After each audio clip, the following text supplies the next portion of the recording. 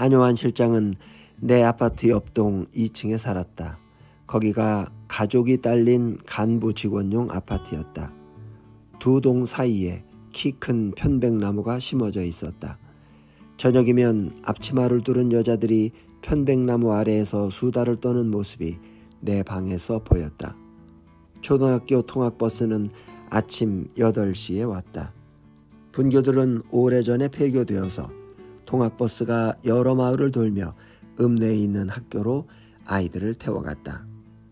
젊은 여자들이 저학년 아이들을 편백나무 밑으로 데리고 나와서 버스를 기다렸다. 수목원 직원들의 자녀도 있었고 아파트와 이따은 연립주택의 군인 자녀, 발전소 직원들의 아이들도 책가방을 메고 편백나무 밑으로 나왔다. 노란색 통학버스가 아파트 단지 입구로 들어서면 아이들이 손을 흔들었다. 아이들은 소리치며 짓거렸다. 해가 올라오면 새들이 조용해지고 아이들이 짓거렸다. 버스가 편백나무 아래서 멈추면 통학 담당 여교사가 버스에서 내려서 아이들을 점검해서 태웠다. 준비물을 입고 나온 아이가 다시 집 안으로 들어가면 버스는 아이가 올 때까지 기다렸다. 아이를 따라 나온 개들이 가끔씩 버스에 올라타기도 했다. 개는 아이들보다 먼저 차에 올라타서 담당 교사는 재빠른 개들의 승차를 막지 못했다. 학교로 간 개들은 운동장에서 놀다가 저녁에 아이와 함께 버스를 타고 돌아왔다. 버스에 탄 아이들과 편백나무 아래 여자들이 서로 손을 흔들면서 버스는 떠났다. 아침 8시마다 내 방 유리창에서 내려다 보이는 풍경이었다. 직원들을 태우고 수목원으로 가는 셔틀버스는 아침 8시 30분에 왔다. 셔틀버스도 통학버스와 같은 자리에서 멈추었다. 그 30분 동안 나는 베란다에서 나물국으로 아침을 먹었다. 안요한 실장은 아침 8시에 아이를 데리고 편백나무 밑으로 나왔다. 초등학교 1학년이나 2학년쯤 되어 보이는 남자아이였다. 아직 출근 채비를 갖추지 않은 안 실장은 운동복 차림에 슬리퍼를 신고 있었다. 안 실장은 여자들과 좀 어색해 보이는 인사를 나누며 아이를 데리고 줄의 맨 뒤에 서서 버스를 기다렸다. 나는 베란다에서 나물국으로 아침을 먹으면서 아이들이 학교 가는 풍경을 내려다보았다. 개들과 장난치며 깔깔대는 아이들의 뒤통수 가마에 아침 햇살이 반짝이었다. 안요한 실장이 데리고 나온 아이는 옷이 몸보다 커서 헐렁했다. 바지통이 넓었고 파카 소매가 길어서 몸이 옷에 파묻혀 보였다. 멀어서 아이의 얼굴은 잘 보이지 않았고 옷이 커서 몸매가 드러나지도 않았지만 그 아이는 멀리서 보기에도 안요한 실장의 아들이었다.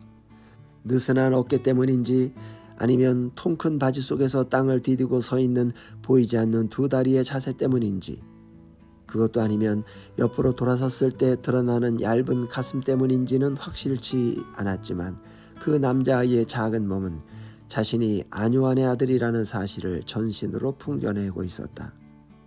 설명하기는 어렵지만 확실한 느낌이었다.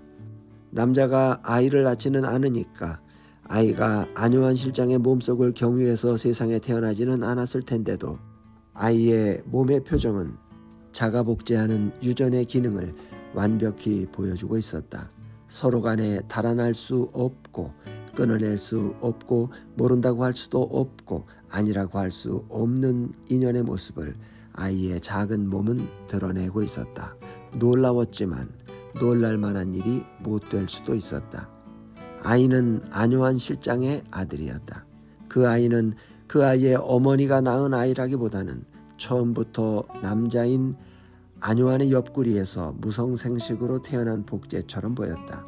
그래서 편백나무 아래서 통학버스를 기다리고 있는 안요한 실장과 아들의 아침에 그 아이를 잉태하고 출산했을 여자가 빠져있는 풍경은 이제는 익숙해서 상처로 감지되지 않는 결핍이었다. 아이는 학교에 적응하지 못하고 있는 듯 싶었다. 아이는 다른 아이들과 어울리지 않았고 다른 아이들도 안요한 실장의 아들에게 놀이의 수작을 걸어오지 않았다. 아이는 고개를 숙이고 발길질로 땅바닥을 차다가 개가 다가오면 아버지 뒤로 피했다. 통학버스가 도착하면 아이는 아버지의 다리가랑이를 껴안고 떨어지지 않으려고 발버둥 쳤다. 통학 담당 교사가 아이를 쓰다듬고 달랬다. 교사가 아이를 안아서 차에 태우면 아이는 울면서 발버둥 쳤다. 안요한 실장은 발버둥 치는 아이를 어쩌지 못하고 속수무책으로 바라보며 서 있었다. 아이가 너무 심하게 울어대며 버티는 날에는 안요한 실장은 학교에 보내기를 포기했다. 버스가 떠나면 안요한 실장은 우는 아이를 안고 다시 아파트로 돌아갔다. 아이는 울음을 그치고 두 팔로 아버지의 목을 안고 있었다. 아이를 안은 안요한 실장은 내 방 베란다 아래를 지나 편백나무 길을 거쳐서 아파트로 들어갔다. 내 베란다 밑을 지나가는 부자의 머리통과 어깨가 내려다 보였다. 뒤통수의 가마의 위치까지도 닮아 있었다. 통학버스가 떠난 뒤 30분 후에 수목원으로 가는 직원용 셔틀버스가 왔다. 편백나무 아래 직원들이 모여서 인사를 나누며 버스를 기다렸다. 아이가 학교에 가지 않은 날, 안요한 실장은 아이를 다시 데리고 나왔다. 아이는 셔틀버스에 타고 아버지를 따라서 수목원으로 와서 하루를 보냈다. 아이는 수목원 청사마당에서 나무 꼭대기를 한참 동안 올려다보거나 아버지의 연구실 안에 설치된 유리 연못을 들여다보았다. 점심때 아이는 구내식당에서 아버지 옆자리에 앉아서 점심을 먹었다. 안 실장은 사발에 냉수를 떠놓고 김치를 씻어서 아이의 밥숟가락 위에 얹어주었다.